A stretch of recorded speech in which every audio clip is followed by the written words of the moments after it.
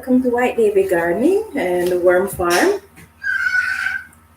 Last week we were in the middle of discussing commercial worm farming and what you need to know, and we got disconnected, so I apologize for that. So we're going to be continuing the discussion today. So how are you guys doing? Oh, hi, Han White.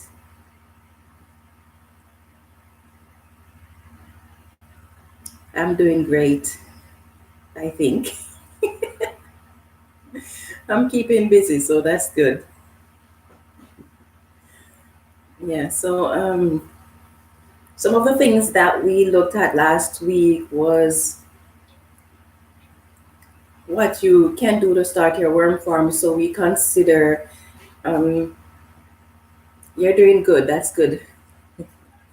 Yeah, so we consider the type of worms, how you can go about deciding what type of worms you're gonna get for your worm farm.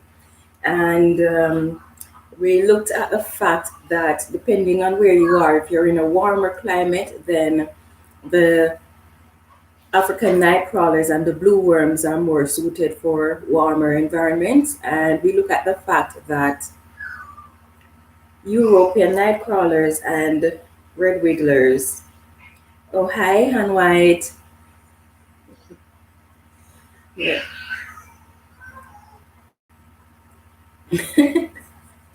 So we look at the fact that red wigglers and European night crawlers are more suited for the cooler environments, and for the cold environments, then the Canadian night crawlers would be best. Canadian night crawlers don't do so well in warm or cold, in warm or hot environment. We also look at several types of bin. Oh, hi, Mom. Yeah, so we look at several type of worm bins. We said that there were quite a few of them, like you can use 4 or 5 gallon buckets, you can use stackable trays, but you'd have to get a lot of those. We look at flow through, continuous flow through worm bins.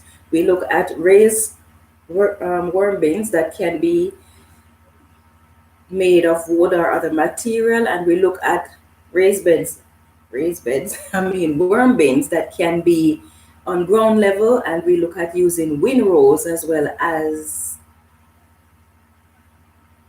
another option for worm bins. So today we're going to be continuing on where we left off. Oh, hi, Melanie. Hi, Sian. How are you guys doing today?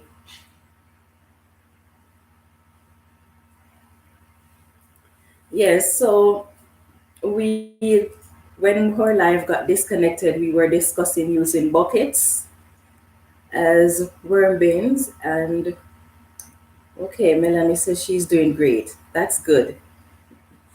Yeah, so we said that bucket is pretty good for worm bins, but you'd have to have a lot of it. Oh, hi, Russell. You'd have to have a lot of it, and you can only surface feed when you're using buckets because they're so narrow. We also discussed the fact that because of the small surface area, you would not be able to have a lot of worms in there. Would not recommend more than 3 pounds of worm in a 5 gallon bucket unless it has a wide surface. Okay, so I use buckets. You are wrong. Okay. How many worms do you have in your buckets?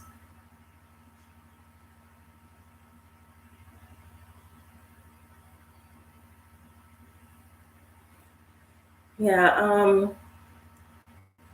I know that a lot of people, because I watched, what his name? I think it is AV. He does worms, and he has a lot of worms in his containers. He does not use buckets, he uses trays. And his trays are not very big, but he has a lot of worms in there. Now, the concern I have is that the worms tend to crawl out when they have a little bit of space. When they have a lot of space, then they tend to stay put, but worms tend to migrate if they feel as if there is not enough room for all of them. So you said you use buckets, Russell. So let me know how many worms you keep per bucket.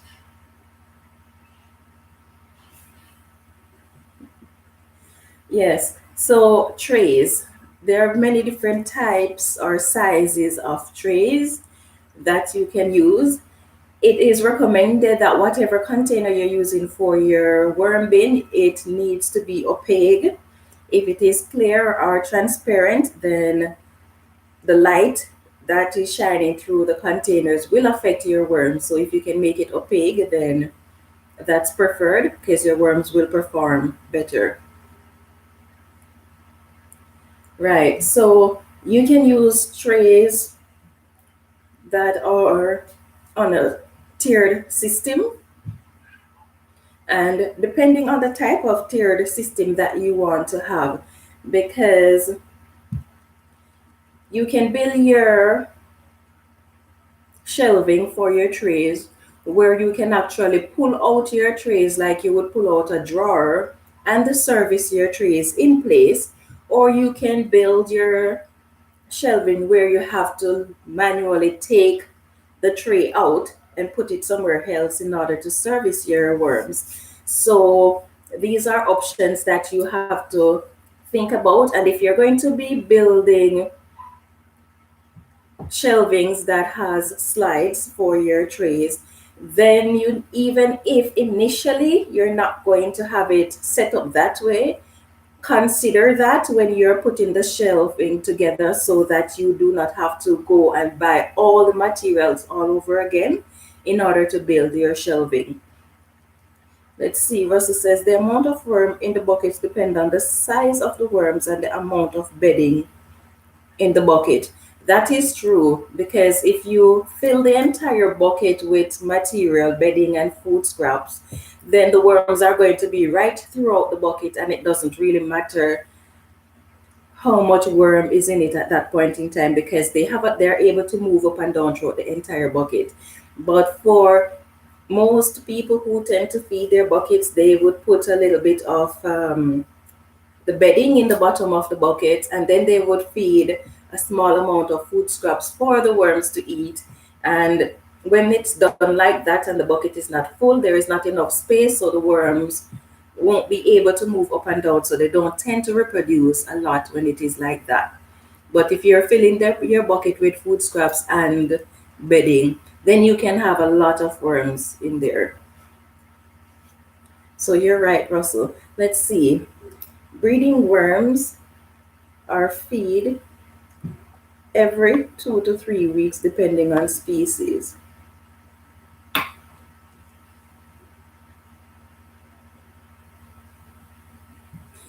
Oh, breeding worms are fed every 2 to 3 weeks, depending on species. Okay, yes.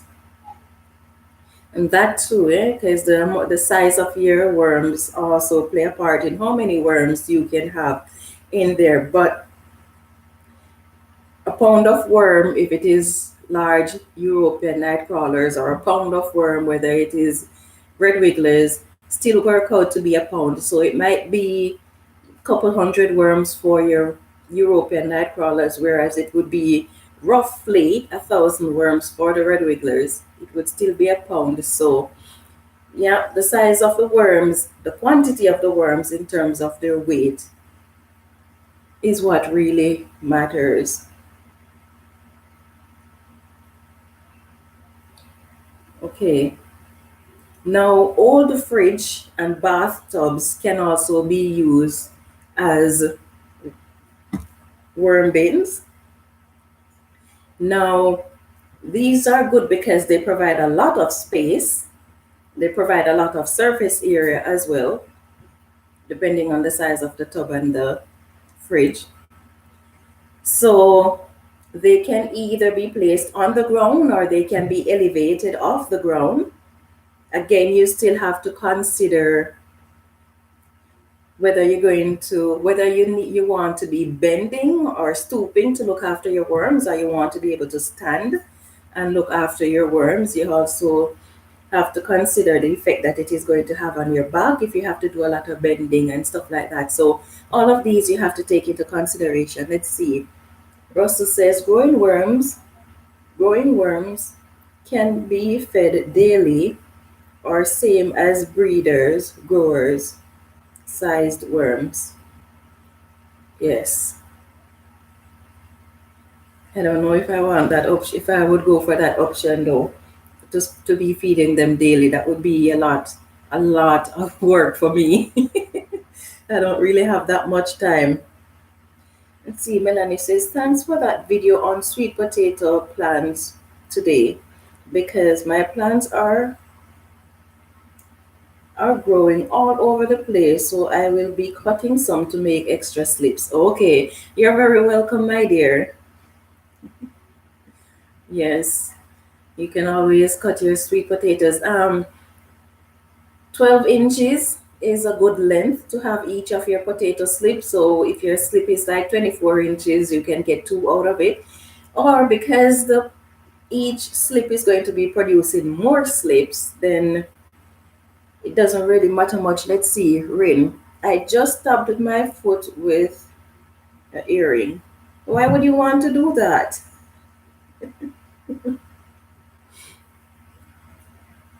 Yes, so you're welcome, Melanie.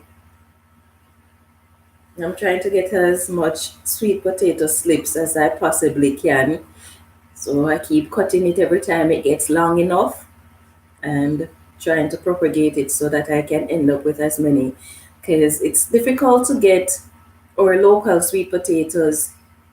When I say our local, the Jamaican sweet potatoes here. So because of that, I have to do whatever I can with the slips I have to make sure that I have as much as I possibly need. Okay, so back to the discussion. Yes, so we were saying that the old fridge and your old bathtubs can be used as worm bin as well.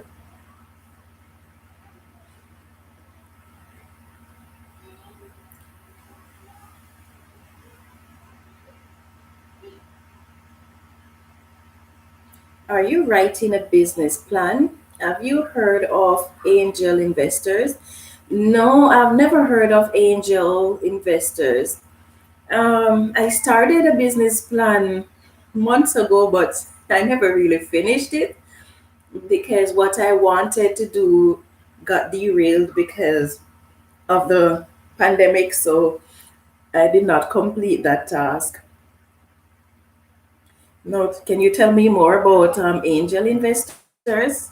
Who are they? Where are they located? And what are they investing in? Are they investing in worm farms? Oh, hi, Jeremy. He says, hello, I'd like to take the time to thank you for being such a great teacher. I never missed a video. You have been a huge asset to my worm success. Have your worm recovered from freeze? Yes, for the most part, they have recovered. I have sifted out all of the castings out of those bins that froze. So I have them separated from my castings that I will be selling. So those that were frozen, I'm going to be using that for my garden because it still have the nutrients. It might not have all the microbes that it had before it freeze, but I'll be using that for my garden.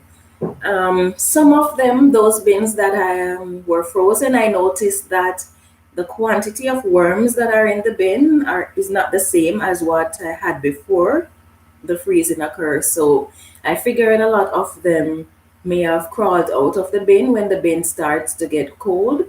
So, but that area where I have them is not very bright. So I can't see underneath the shelves to see if there are a lot of dead worms. I don't know if they crawled out and went into other bins. I'm not seeing the bodies of them in the material that I sifted. So I don't know if maybe they got eaten by the other worms, which is what worms usually do. If worms die, the other worms will eat the bodies or they decompose very quickly. They don't really last long. So yes, but I don't have the quantity of worm that I had before, but that's okay. A lot of them survived, so I'm thankful. And I'm happy that my videos were able to help you with your worm farm.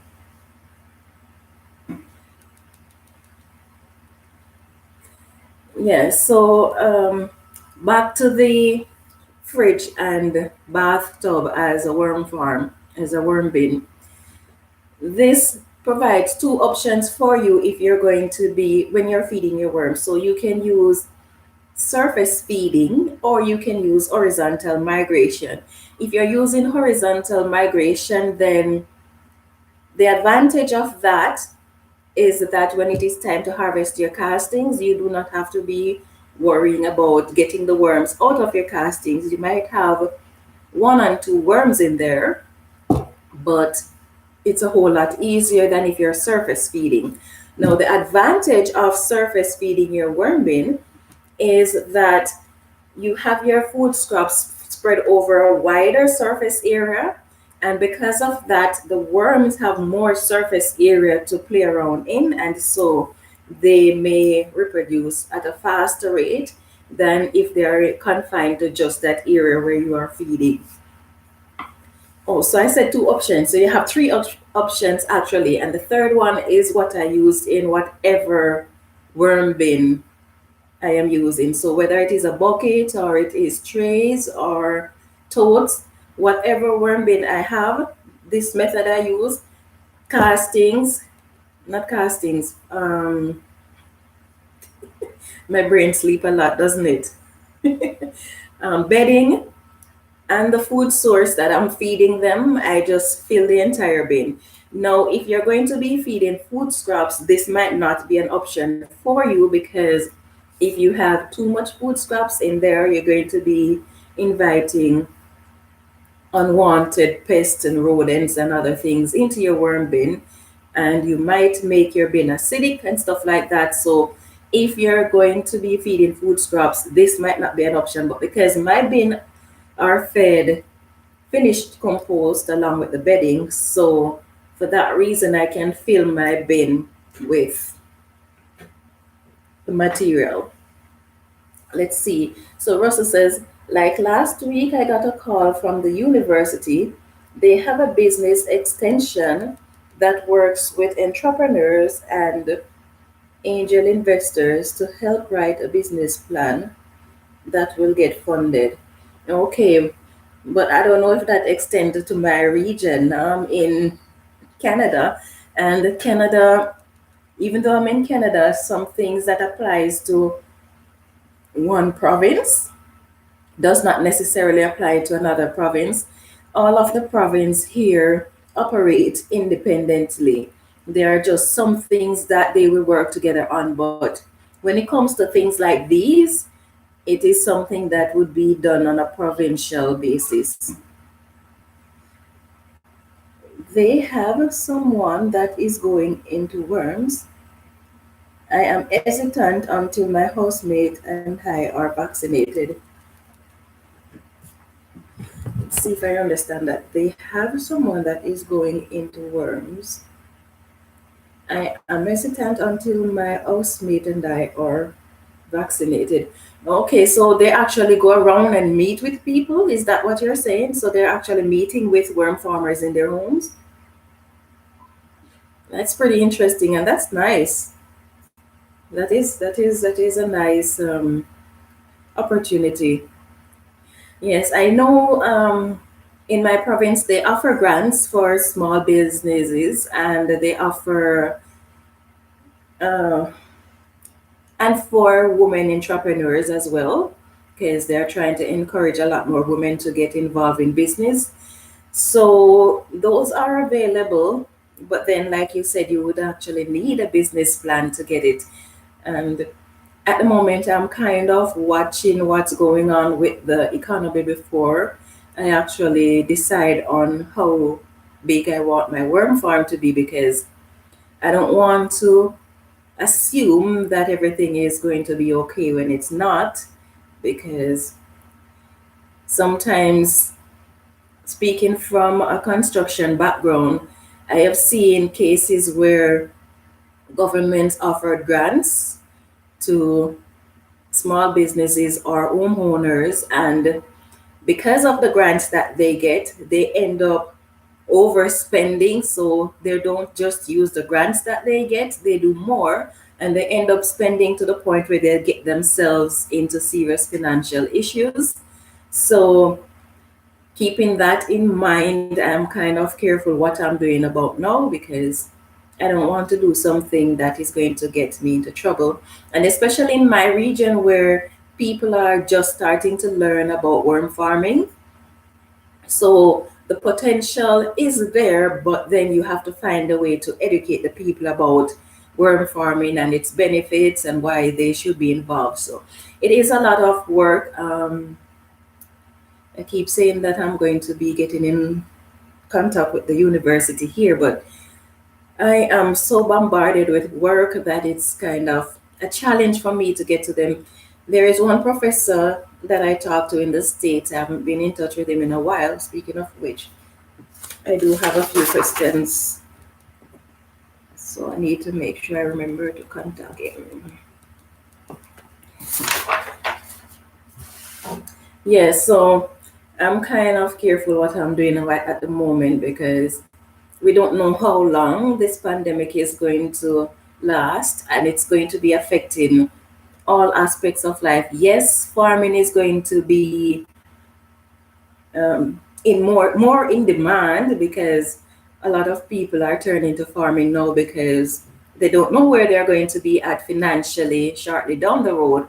So more people are turning to farming, or should I say gardening. I don't know about farming, because here our farmers in Saskatchewan, they are specialized farmers. They're not like backyard gardeners where you'd be growing callaloo, you're growing kale, you're growing cabbage, you're growing tomato, you're growing a large variety of things. They usually choose grains. Grains is their specialty. And whatever it is that they choose to grow, they would grow maybe say wheat, barley, and oats, or whatever it is.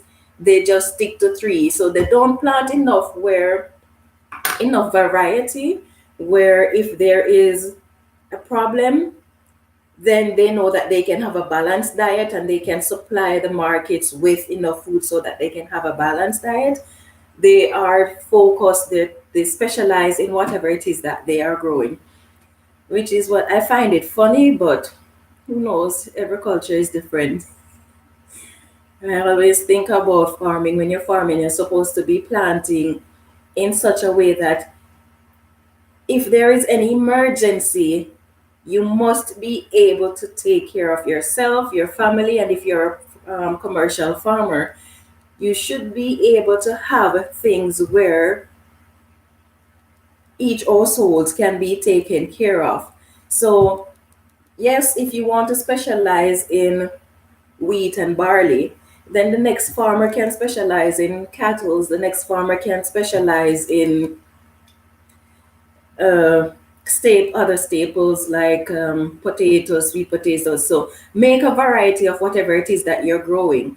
And then sometimes the demand for one thing might decrease, but the demand for something else increases. So when you have a variety of things that you are growing, you put yourself in a better position to withstand the crisis. But I don't know, cultures are different. Canadians don't really think the way Jamaicans do.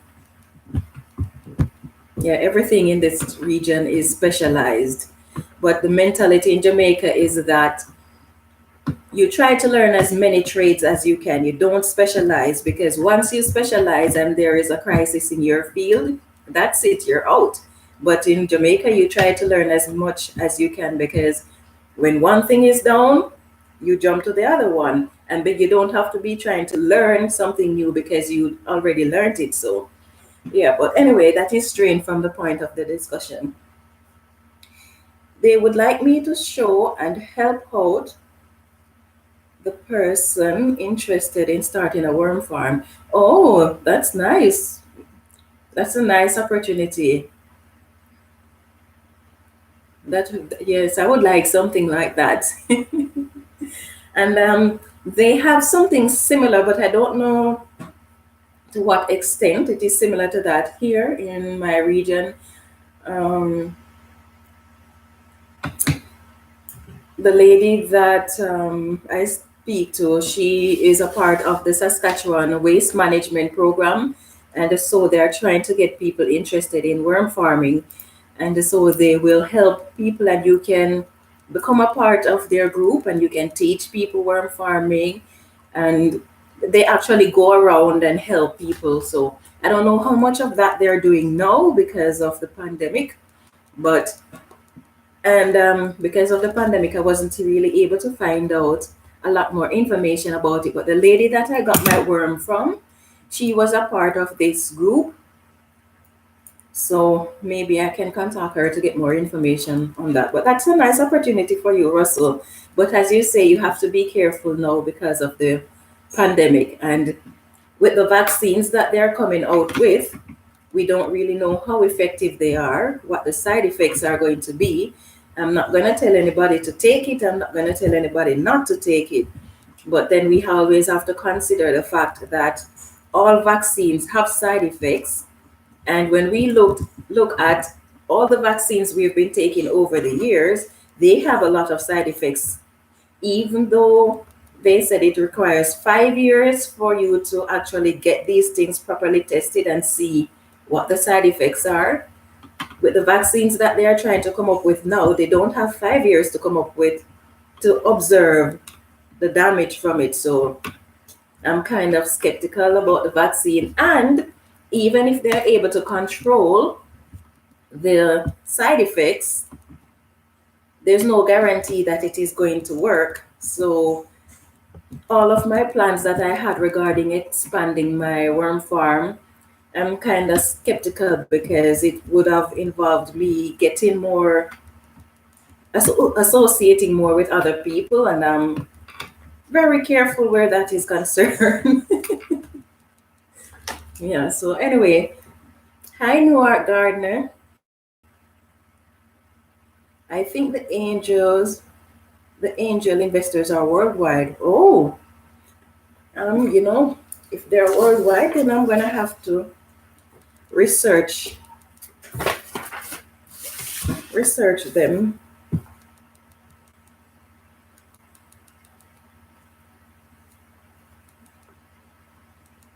I don't know why all of a sudden it starts to seem as if I have heard the term before. It could be because we're talking about them, but yeah. Oh well, I'm going to be researching them and see. Yes.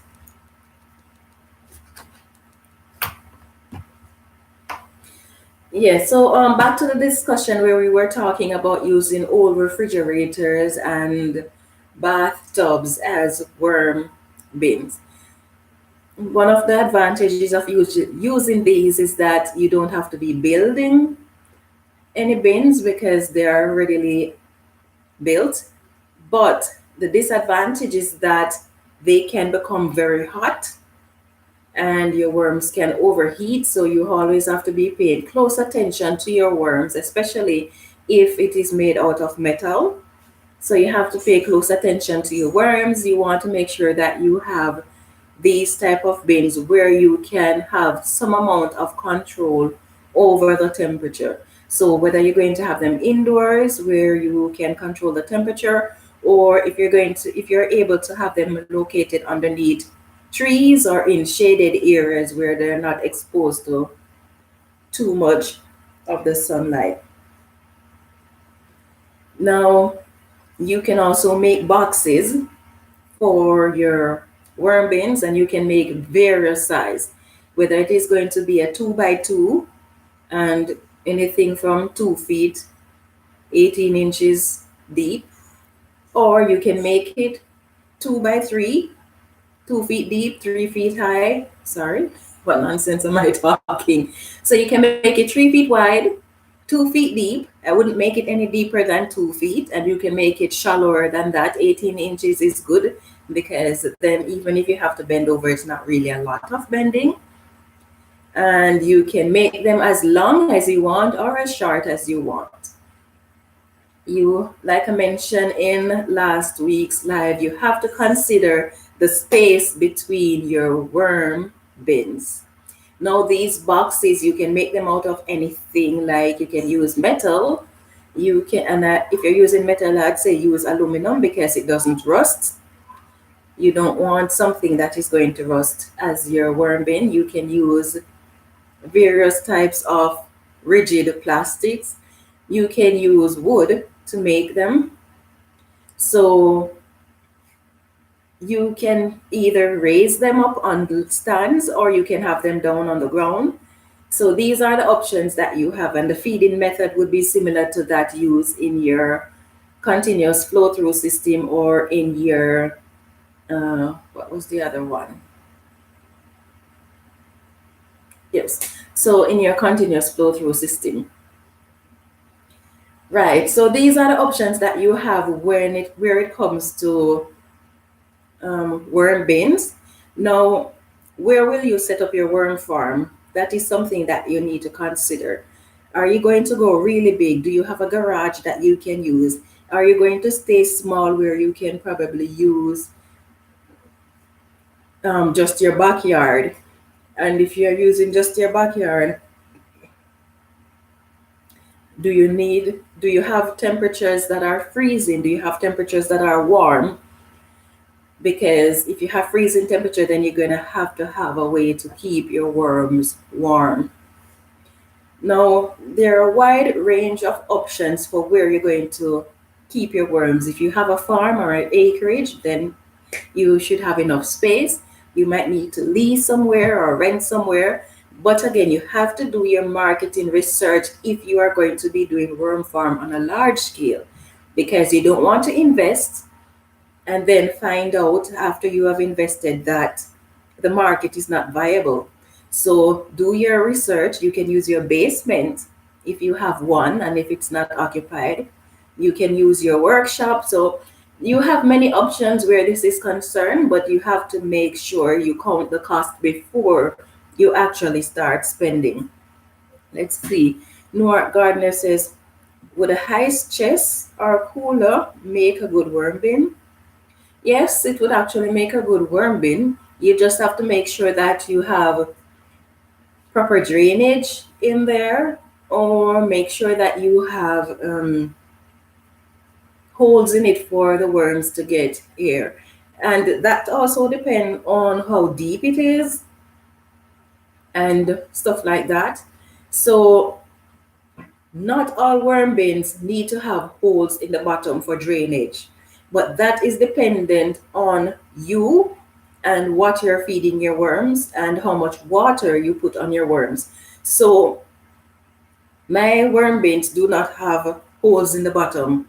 Apart from the little tiny white trays that I use for experiments, those have holes in the bottom, and that is mostly for air than for anything else. So holes in the bottom of your worm bin is dependent on what you're feeding your worms. So for example, I feed my worms bedding and foods, and not food scraps but finished compost. This does not contain a lot of moisture.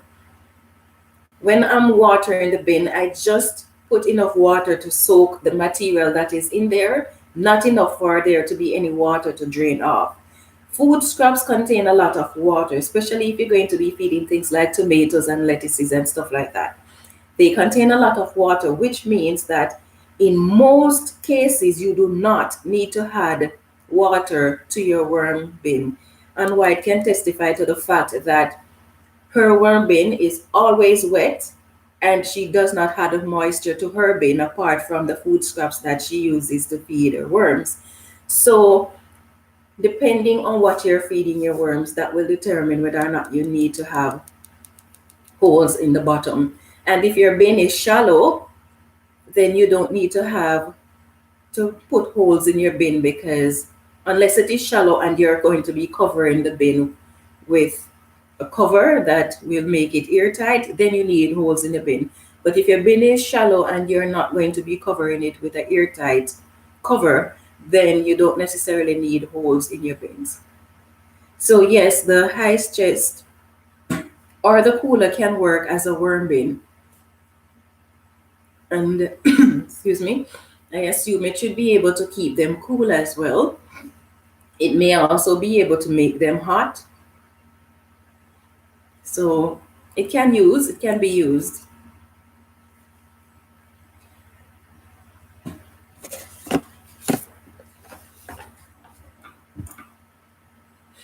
Another thing that you need to consider when you are starting, if you're going to be doing a commercial worm farm, is where you're going to store your castings, because your worms, depending on how many worms you have, depending on all the conditions in your worm bin, whether they have the right temperature, they have enough moisture, they have enough space, they have enough food, these factors, and whether your bin is acidic or it is just the right pH for them, these factors affect how fast or how slowly your worms reproduce. And so that is also going to determine how much castings your worms are going to be producing. Let's see, Russell says feeding with worm chow solves a lot of problems that may arise in worm bin. Yes, that is so true. So true. And you can make your own worm chows or you can buy worm chows. Now, as for me, you know what I'm going to say, don't you?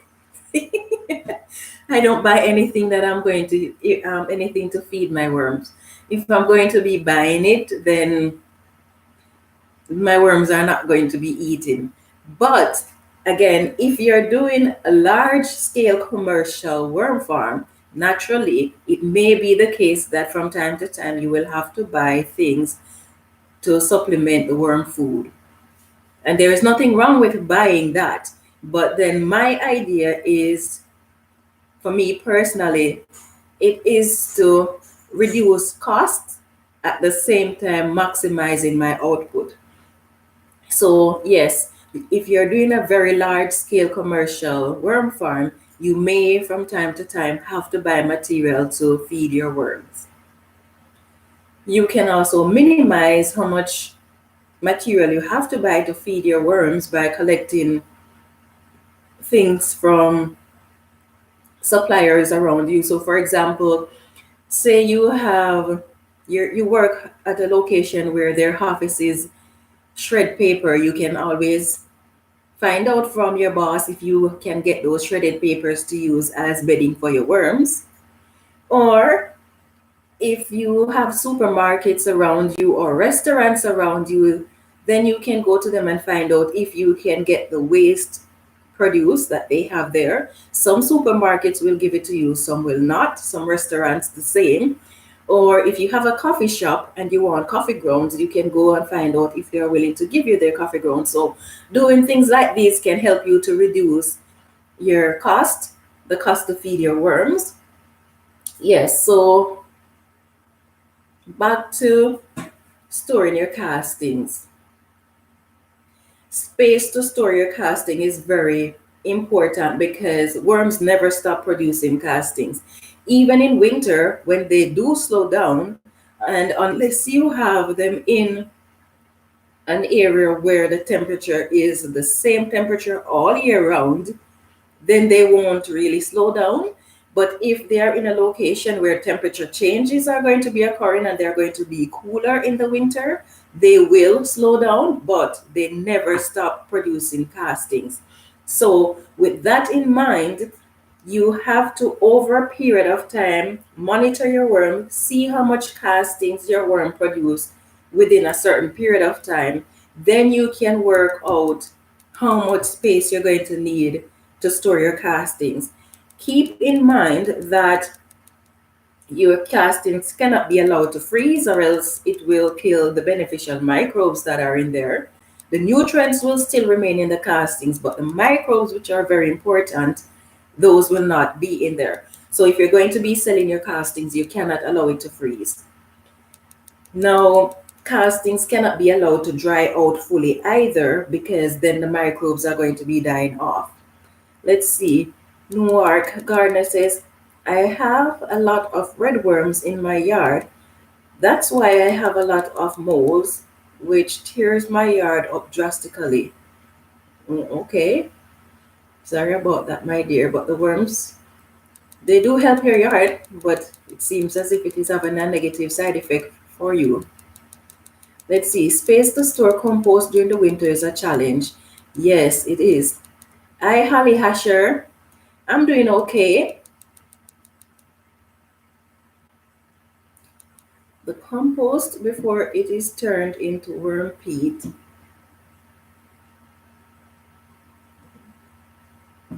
I'm not sure if there's going to be a continuation of that sentence.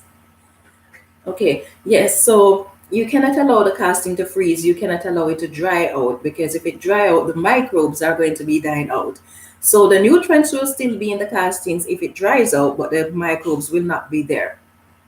So you have to store your castings where you're able to keep it moist,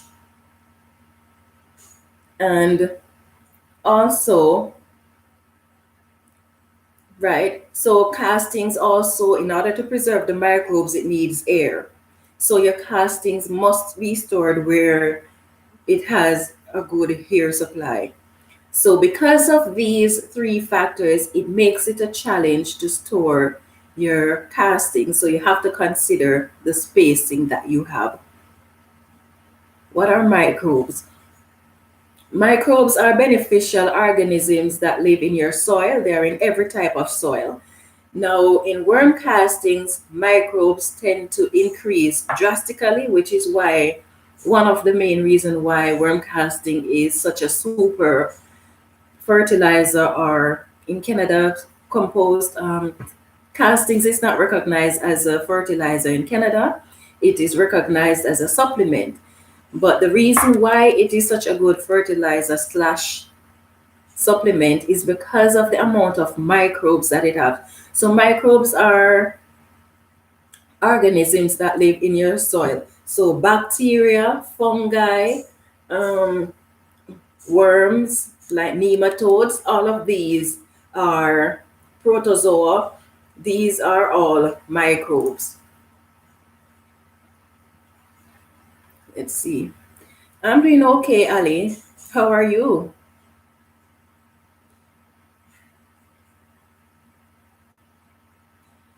There is a spider in my wall.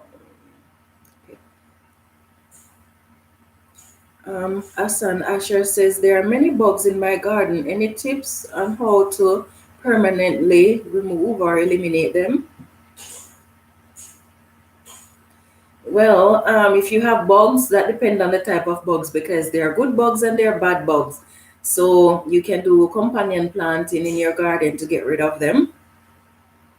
So depending on the type of bugs that you have, if you have things like aphids and mice, spider mites and things like that, then you can companion plant. A lot of the herbs are very good for repelling pests in your garden. And there are some flowers like marigold, nasturtium, chrysanthemums, and others that are good at repelling pests. So you can plant these in your garden, or you can make your own organic pesticide depending on what you have. Let's see. Trying to find space to store 2 yards of compost in the house so it may be used in the winter. Yes, that is very tricky, Russell. That is very tricky to find space for 2 yards of compost. It is a big challenge. I'm currently in the process of harvesting all of my worm bins and trying to find space to put them in the garage is really, really difficult. So I'm thinking I might actually have to stop harvesting because there's just nowhere to put the compost, the castings. But at the same time, the bins are full. So I need to harvest the castings so I can get the bins restarted so that the worms can have enough space because worms cannot live for very long in just their castings. It becomes poisonous for them or harmful for them if they are just living in the castings. So we need to remove the castings as soon as it is time to harvest it. Plus, the more space you have in the bin, then the better it's going to be for the worms.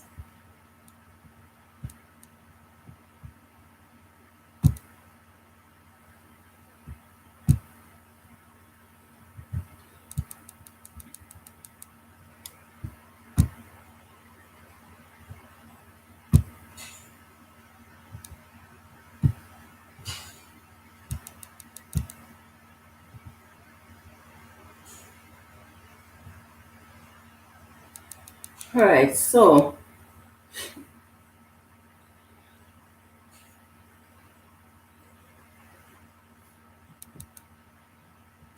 do you have new compost for after you have harvest?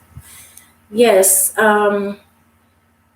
Every year, I produce castings each year for my worms.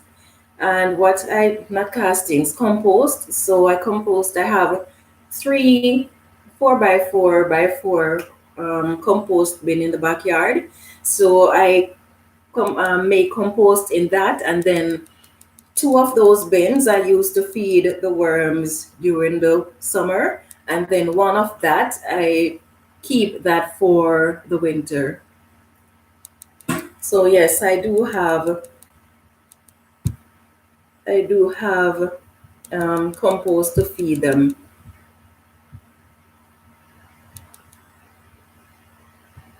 Um,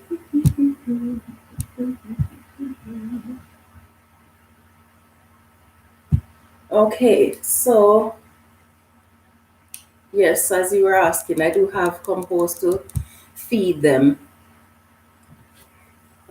And then I'm going to be doing feeding them different from how I usually, because in the past I was just feeding them just the finished compost. But because it gets compacted, so it makes it a bit more difficult for the worms to move around freely in the material, and so they tend to eat slower. And if they're going to be eating slower, in addition to the fact that it is winter and they have slowed down, then because of that, I'm going to be adding shredded paper and dried leaves to my worm bin. So I'm going to be doing a video on food packs that I'm going to be making for my worms. So that is going to be coming up pretty soon. So I'm actually going to be making food packs and have it pre-stored so that when it is time to feed my worms, I just empty the container with food and I'm good to go.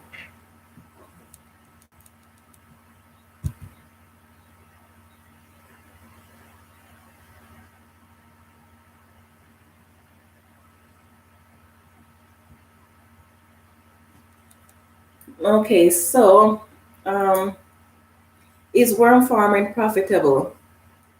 It can be. It can be, but then, like I mentioned before, you have to make sure that you know who your potential clients are.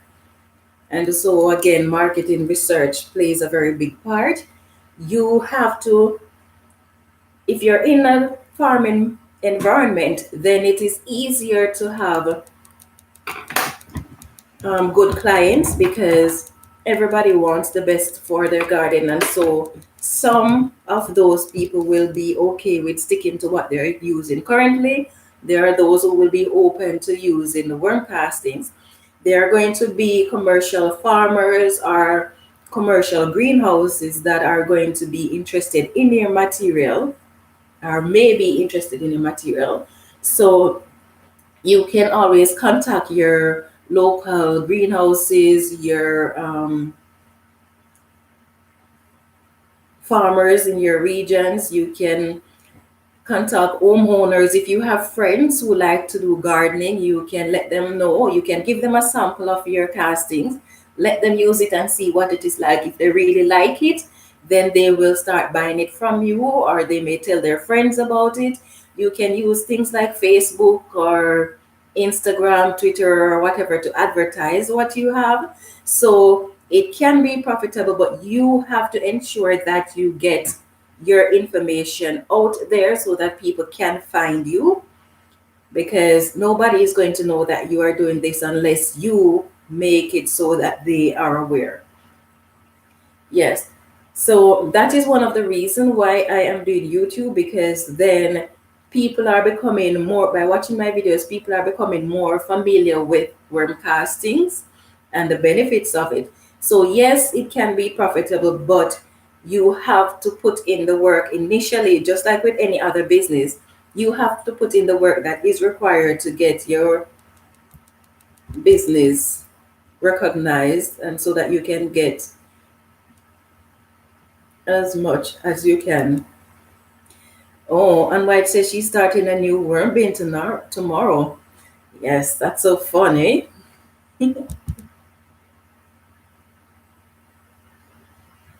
And speaking of which, as you speak of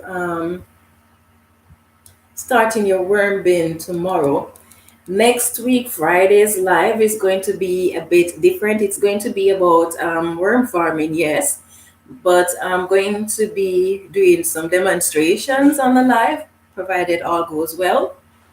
Yes, so you can stay tuned for that.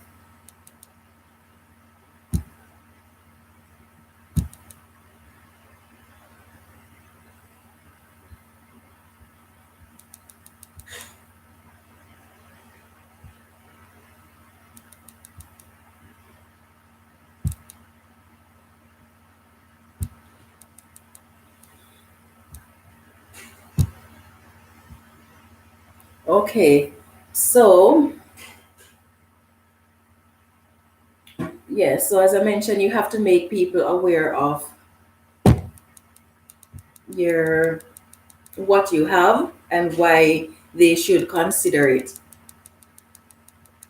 Your target market is also going to be dependent on how much worms and how much castings you have, because if you have a small amount of worms and you have a small amount of castings, it does not make sense for you to reach out to large scale farmers or to greenhouses and things, places like those, because you have, once you reach out to potential clients, you need to be able to maintain a good supply. Because if you're not able to do so, those clients are going to start looking elsewhere for suppliers, and then you're going to find yourself being bumped out of your business. So know how much you can produce on a weekly or a monthly basis, and then target your market based on that. So if you have a small amount of worms and a small amount of castings, then you might just want to contact maybe your friends and local backyard gardeners in your region. Right. So these are things that you need to consider. Now, you can actually make a living off worm farming, but then that too is going to depend on the means that you have available to do so, in terms of, do you have a lot of space for storage, for worms? Remember now, if you're going to go commercial, as time goes by, you're going to be getting yourself a lot of equipment to move material around so that you don't have to be doing it manually. So these are things that you're going to need to consider. So, yes, you can actually make a living off it, but then you have to have the means to do so, and you have to make sure that you have the clientele. And then another thing that you need to consider when you're doing worm farming is that, oh, hi, Hable Plant. And I think I jumped the gun. 1,000 apologies. Have a nice day. Okay, so Melanie says, in the soil I have my sweet potato plants. There are lots of tiny flies. Any clue how to get rid of them? So do you have those indoors? Your potatoes, your sweet potatoes, and yes, so are they in containers indoors? If so, you're gonna have to make a pesticide and spray it on the soil and on the plant, so that you can kill whatever eggs. I think those might be fungus gnats that you're having. So you might have to make pesticides for them, or you can get commercial pesticides. Make sure it is an organic pesticides though, and read the label very carefully, very, very carefully, because you don't want to damage your plants. And the reason I'm saying very, very carefully is because I bought something for the spider mites that I was having an issue with outdoors last summer. And that pesticide damaged my plants really badly. So make sure you read all of the instructions very carefully if you're going to go commercial. Let's see. Russell says, I think red worms should be used as a recycling solution, and yes, commercially. Yes, red worms, they're definitely the best when it comes to recycling. I'm sure Ann White might not agree with me. Yeah, she loves her European nightcrawler, but red wigglers, they are, because of their ability to adjust to many different circumstances, they are more tolerant to heat and cold. So whereas some worms might be more tolerant to heat, some might be more tolerant to the cold. Red wigglers are tolerant to some amount of heat and some amount of cold. So, because of that, it makes them very versatile, and the rate at which they reproduce also makes them really one of the best composting worms. I have never thought about worms and how they grow. This is very interesting. Okay, I'm glad I'm able to share some information with you. Let's see. Russell says one imperial ton at a time. Okay. When my worms are reproducing a half yard of castings a week, I actually think I'm working harder than the worms. I know it's not true, but I still think it. Yes, it can be a lot of work. Sorry, a lot of worms. Oh Lord. Yes, it can be a lot of work, but that's a lot of castings you're producing. Half a yard per week. Wow. Someday I will reach to that level. That's a lot of castings. You must be very, very busy. No wonder every time you're on the live, you're always talking about, oh, you're going to be feeding your worms now, or shortly after this, you have to do something to your worms. Yes, they do keep you busy if you when you go commercial, but yes, that is one of the reasons why I'm not very quick to set up a large scale commercial worm farm just yet, because I want to set it up in such a way that everything or most of what needs to be done is semi automated, so that I don't really have to do too much. So the wetting of the worm bed bins, for example, I'd like to have that automated and set on a timer where it comes in and it waters the bins, all the bins for me, so that I don't have to do that. I'd like to set it up where I'm using a continuous flow through system where the harvesting of the casting is not 100% manual, because there is some device that I can use to harvest the castings. I want to make it where I don't have to do a lot of lifting more than is necessary. I think I've done enough lifting in my lifetime. Yeah, so I am, like, every time I have the chance, I sit down and I try to think about what is the best way that I can actually set up my worm farm to make the workload lighter, because they say you must work smart and not hard. So I've come up with many designs for my worm farm, and then I'm like, nope, that one won't do. I need something much simpler than that, and I keep changing. So at the moment, I'm not even able to set up a commercial worm farm just yet, because I have to make sure that I set it up where I do as little as possible. And in case I want others to in case I need to employ others to help with the worm farm, I'm also going to have to consider the safety of that person or those persons. So, because of that, I have to simplify it so that they're not doing a lot of lifting where they're going to be damaging their backs, because husbands have their wives and family to take care of. So, you can't really, you have to think about their safety. You have to make the environment so that when you have employees, they want to stay with you, they're not hurting themselves, and they're happy to do the work that you assign to them. So these are things that I am considering when planning how to actually build my worm farm. I don't. Okay, I'm right. Let's see. Melanie says, I am tempted to spray bacon. I don't think, don't give in to that temptation, Melanie. Because if you do, then you're going to be putting those chemicals into your sweet potato plants, and eventually you will be heating those. So, yes, don't do that. You can make your own pesticide, or if not, just get a commercial one that you can use. I would suggest, if it's going to be a problem and you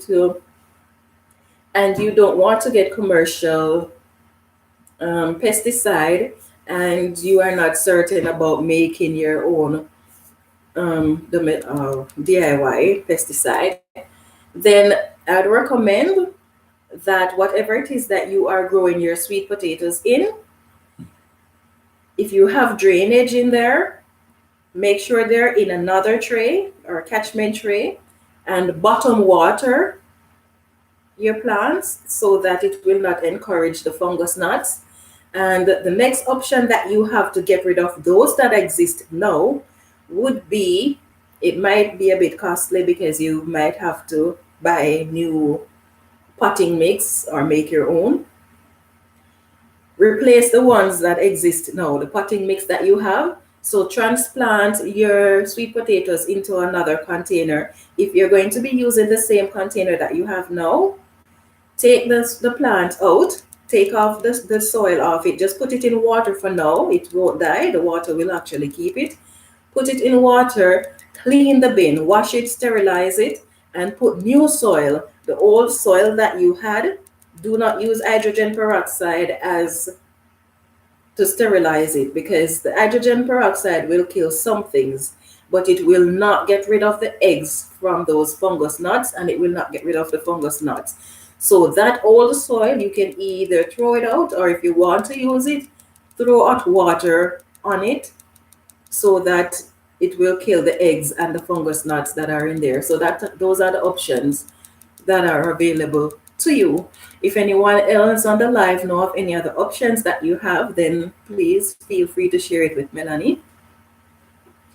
We want to see a lot of those sweet potatoes growing all over the place this year. Yes. I hope that information will be able to help you. Um, I'm having an issue with them as well, those fungus gnats, because my sweet potatoes, they are in it as well, because I am surface watering the sweet potatoes. So because of that, I'm having issues with those fungus gnats on it as well. So I'm going to have to follow this advice that I give you in order to get rid of them. Yes, so where was I? Yes, so once you decide to go commercial with your worm farm, then it will no longer be as simple as when you are doing worm farm in backyard. It will demand a lot more of your time, and there are a lot more steps that will have to be taken. So it's best to find ways to simplify the process so that you do not overwork yourself. Right. So another thing that you will need to consider too is packaging your castings and your worms. So okay, you're welcome, Melanie. Yes. So packaging. Um, when you're packaging your castings, you have to consider how quickly does the casting sell. Your worms, you only package them after you've had an order, so that you don't harm them, they won't die off. So you package them when you have an order. You have to make sure that your package that you're putting your worms in and your casting in is breathable. And you have to make sure that for your worms, your package is going to stay cool You have to keep in mind shipping worms during cold times if you live in areas that freeze, and you also have to consider the heat if you're shipping worms in regions that are super hot. So when it comes to packaging, you have to think about breathable. You have to think about the safety of the worms. So will they get crushed if you ship them in what package? For your cast things, you don't want to ship it long before you don't want to package it long before you're ready to sell it. Oh, hi, her healthy home. Yes, so you don't want to package your castings long before you sell it because it's going to dry out unless when you package it, you're able to moisten it from time to time. And you don't want it to dry out because you want those microbes and you want it to be able to breathe at all times. So that you have to consider. Also, you have to consider whether or not you want to label your worms, your packaging, so that your vendors can know that okay, it came from White Davy Gardening and Worm Farm, or it came from Russell, or whoever the case may be. So you might want to consider labels, and you need to consider if your labels get wet, what is going to happen to your labels? Are the printing going to be coming off it? What type of labels am I going to be using? What kind of packaging am I going to be using? Is it going to be biodegradable, or does it not matter to me whether or not it is biodegradable? um, where your labeling is concerned, how much information are you willing to put on your label? Are you going to be putting your company details on that label, the details that your clients may need to know? Are you going to be putting instructions on that label? So when you're doing commercial worm farms, there are a lot of things that you will need to consider, um, so that you can have a successful business. You will also have to consider organizing your casting based on the FIFO system. And by that, I mean, if, say, for example, today you harvested 5 gallons of castings, tomorrow you harvest another 5 gallons. If someone come to get 5 gallons of castings from you, the one that you harvested first is the one you're going to sell first. So you always sell the older castings that you harvest. That way, your castings will not have enough time to get stale. You won't lose some of your castings and in the process lose money. So always sell the oldest set of castings. Now, castings have a shelf life of 3 years. After that, it starts to lose its viability. So always try to get rid of the older castings that you have first. Another thing that you need to consider is the fact that depending on what country you're in or what country you're selling your castings to, there is always the fast period and there is always the slow period. So you might not have a demand for castings between October and say February, because if you're in a cold area, then nobody is going to be planting in that period of time. You might get a few orders in that time, but it won't be much of anything. Worms, however, will sell right throughout the year, but that will also be a slow period for worms. Castings sell during the growing season. Some growing season, depending on where you are, is longer than others. So when you're doing your worm farming commercially, you need to take this into consideration. You also need to consider that worms too are going to be selling much faster between March and August because that is your growing season. So that is when people are going to be looking for a large supply of both the castings and the worms. So these are just some of the things that you need to consider if you're thinking of doing worm farming commercially. Let's see, Russell says, I use diatomaceous earth and BT for fungus knots in my worm bins. There is a procedure, it does work. Okay, that's pretty good. Thanks for sharing that, Russell. So you got that, Melanie. You can try the diatomaceous earth or the BT for the fungus knots. Yes. So this is all of the information that I had prepared on how to start and to run a commercial worm farm effectively. So uh, I'm going to be ending pretty soon. If you have any more questions or if you have any comments that you want to make, then go ahead and do so. Oh, and White is asking her healthy home how she's doing. Yes, how was your fasting?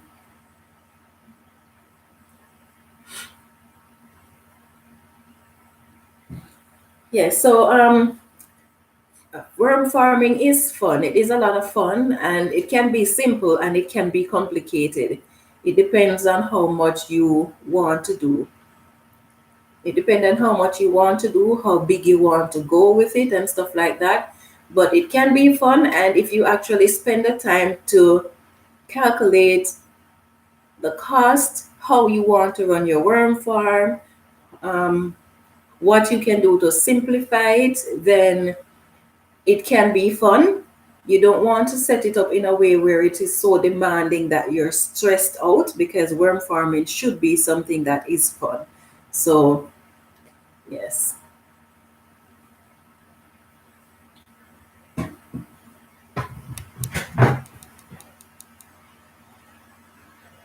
Okay, so I think we have come to the end of the live. Like I mentioned before, next week's Friday's Worm Farming Live, if all is well, it is going to actually be demonstrative. So stay tuned. And if you know anyone who is interested in worm farming, then you can invite them to come to the live. I would appreciate that, and I'm sure they would appreciate that even more. So thank you guys for being here. I'm sorry you came on at the last minute, healthy home, but it was nice of you to join me, and looking forward to seeing some of your videos soon. So thank you everyone for being here. It was a very interesting live. I learned a little bit from you guys too, so that's good. Oh, mom says very informative. Thanks for sharing. Okay, you're welcome, mom. So let's see. If I didn't enjoy bringing night crawlers to their full genetic potential, I would not do the work. Yeah, I can understand that. Yeah, that I can relate to. Anyway, thank you guys, and I hope to see you on Monday.